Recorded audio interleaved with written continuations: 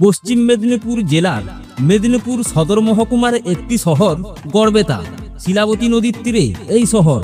গড়বেতা বললেই প্রথমে আসে সর্বমঙ্গলা মন্দিরের কথা। সর্বমঙ্গলা হলেন সর্বমঙ্গলময়। ভ্রমণের আগে এই দেবীর ধ্যান করলে নিরাপদ যাত্রা হয়। এই সর্বমঙ্গলা হলেন দেবী ললিতা ত্রিপুরা সুন্দরীর নিত্য শক্তি। সর্বমঙ্গলা মন্দিরের পাশাপাশি এখানে রয়েছে 12টি শিবের মন্দিরও। এই গড়বেতা শহরে ঘুরে দেখার বহু জায়গা রয়েছে। গড়বেতার কাছেই রয়েছে বাংলার গ্র্যান্ড ক্যানিয়ন গনগনি। শিলাবতী বা শিলাই নদীর তীরে লাল গেরুয়া মাটির পাহাড়ে আশ্চর্য সব প্রাকৃতিক ভাস্কর্য দেখতে হলে আসতেই হবে এখানে। সূর্যোদয় আর সূর্যাস্তের সময় গনগনির রূপ সবচেয়ে সুন্দর। ফটোগ্রাফির আদর্শ পরিবেশ।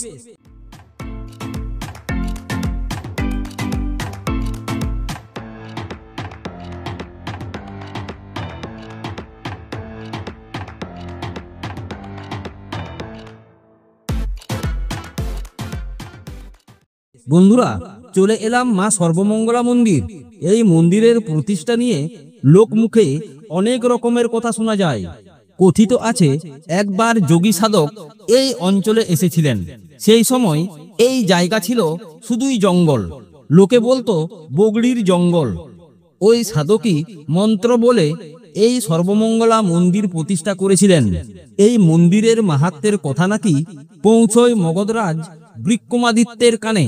তিনি তা শুনেই গড়বেতায় এসেছিলেন এবং সব সাধনা করে সন্তুষ্ট করেছিলেন দেবীকে। তার জেরে মহারাজ বিক্রমাদিত্যকে দেবী অলৌকিক ক্ষমতা দান করেন। দেবীর নির্দেশে তাল ও বেতাল মহারাজা বিক্রমাদিত্যের অনুগামী হয়। তখন বিক্রমাদিত্য তাল ও বেতালকে অলৌকিক ক্ষমতা দেখানোর নির্দেশ দেন। সেই নির্দেশেই তাল ও বেতাল মন্দিরকে উত্তরমুখী করে দেন। সেই থেকেই গড়বেতা সর্বমঙ্গলা মন্দির উত্তরমুখী হয়ে যায়। এছাড়াও এই মন্দিরের প্রতিষ্ঠা নিয়ে আরেকটি কাহিনী শোনা যায়। লোকমুখে এই মন্দিরটি প্রতিষ্ঠা করতে স্বয়ং বিশ্বকর্মা দেব আসেন সাধুর বেশ ধারণ করে। তিনি রাজাকে কথা দেন এক রাতের মধ্যেই তিনি মন্দিরটি নির্মাণ করবেন। হঠাৎ একটি কাক ও কোকিল ভোর রাতেই কলরব শুরু করে দেয়। তখনই সাধু তাকে পাথরে পরিণত করেন, যেটি এখনো এখানে এলে দেখা যায়। দেবীকে এখানে নিত্য ভোগ দেওয়া হয়। পাশাপাশি বিশেষ দিনে আছে বিশেষ ভোগের ব্যবস্থা।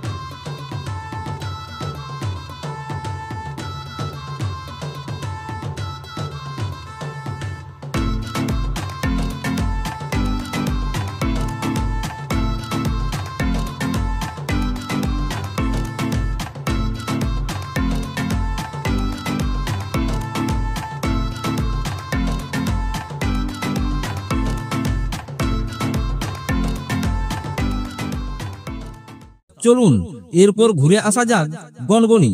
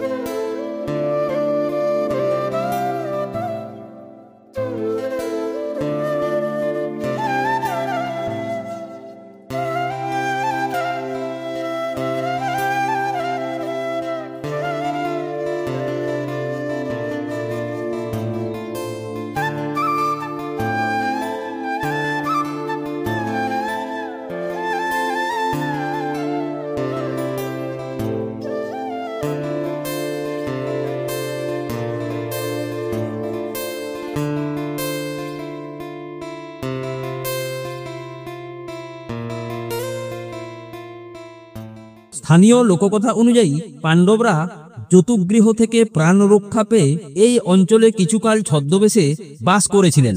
কথিত আছে তাদের অবস্থিত নগরটি একচক্র নগর। পাণ্ডবরা একচক্র নগরীতে অবস্থানকালে বগ রাক্ষস নামে এক প্রকাণ্ড রাক্ষস এখানে বাস করত। একদিন যুধিষ্ঠির নদীর পাড়ে এক ব্রাহ্মণকে বসে কাঁদতে দেখেন। যুধিষ্ঠির তাকে কান্নার কারণ জিজ্ঞেস করলে তিনি বলেন, নদীর ওই পাড়ে এক রাক্ষস আছে, নাম বক।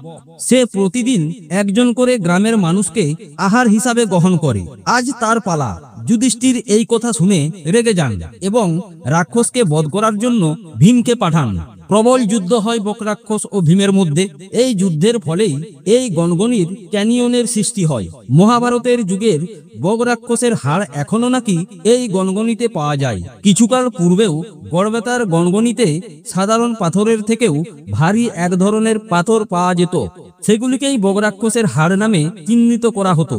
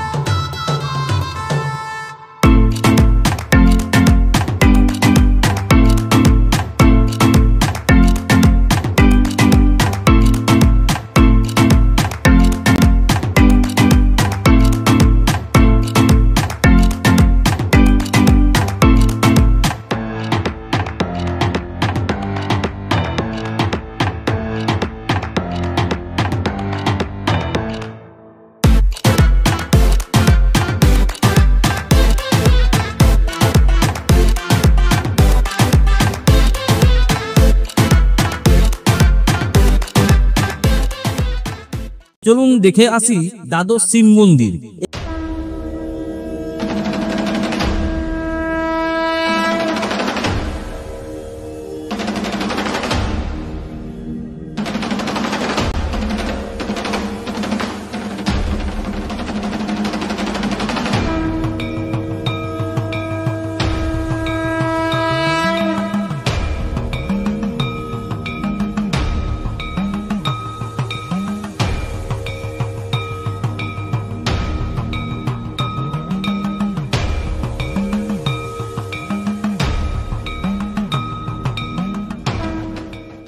এই 12টি শিব মন্দিরের মধ্যে 7টি মন্দির পূর্বমুখী, 5টি মন্দির পশ্চিমমুখী। এগুলি ইটের তৈরি এবং পঞ্চরথ দেউল রীতিতে নির্মিত।